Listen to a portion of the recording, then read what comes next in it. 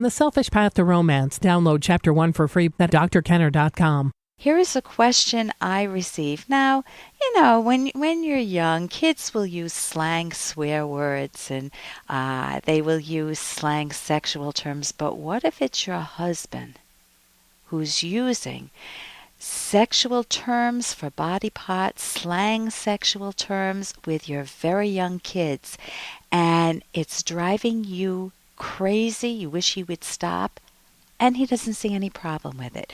So here's a question from Lori. Hello, Dr. Kenner. Please help. I need my husband to hear this from a professional.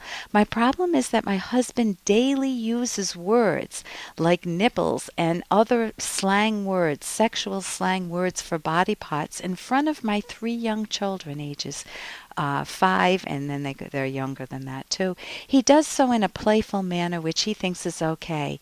He does not do this in front of any other children, just ours.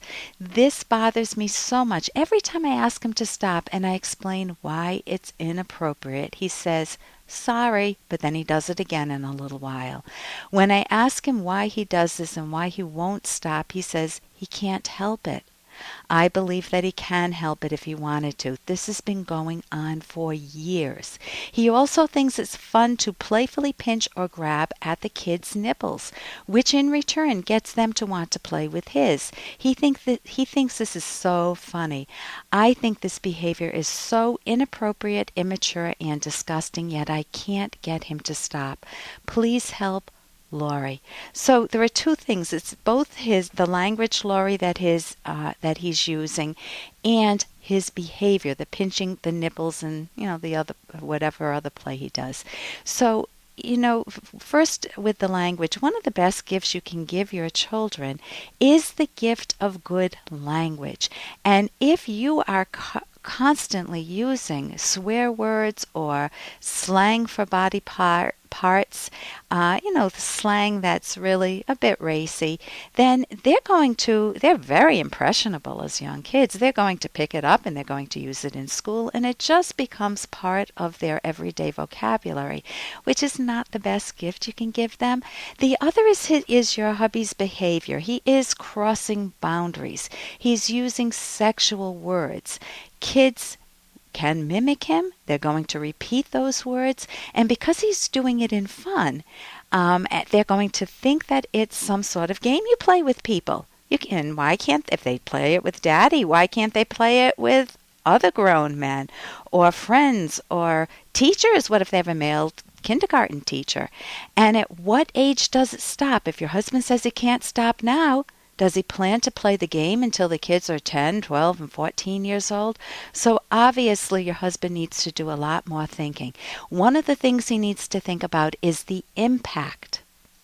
If he is tweaking the kids' nipples, what happens when they go and they tweak another child's nipples at school or at maybe at a friend's home and they have their kids and they get teased by the kids or they get alienated by the kids, or the parents set up alarm bells. They're very worried. They don't want your kids to come over anymore. What if they tweak a teacher's nipple? What then? And this is going to send up red flags. If the teacher says, why did you do that? And little 5-year-old Susie says, Daddy always tweaks and pinches my nipples and I tweak his, and it's a whole lot of fun. What next? Hey, I got to interrupt this because we've got to pay some bills. 30 seconds, that's it. A very quick ad, and then Ellen will be back. Romance. I wish I knew more about what girls want from a relationship. Boy, I wish I knew more about what I want. Where's that ad I saw? Here it is. The Selfish Path to Romance, a serious romance guidebook. Download Chapter 1 for free at selfishromance.com and buy it at amazon.com. The Selfish Path to Romance. That is interesting. If the teacher says, why did you do that? And little 5-year-old Susie says, Daddy always tweaks and pinches my nipples and I tweak his, and it's a whole lot of fun. What next?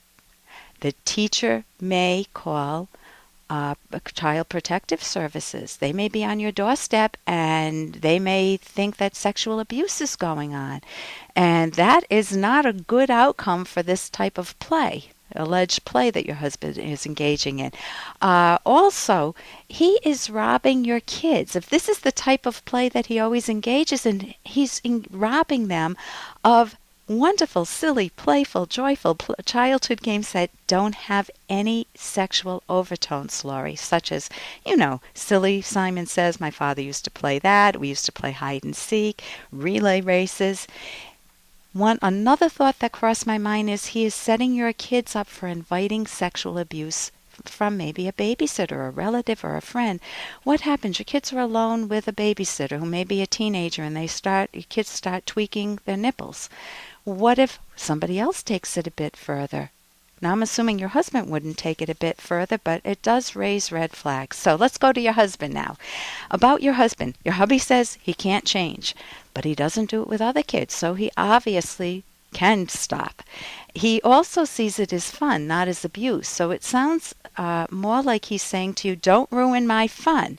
He's not listening to you. This doesn't bode well for your marriage and for your co-parenting. Being good parent partners, you need to listen to one another.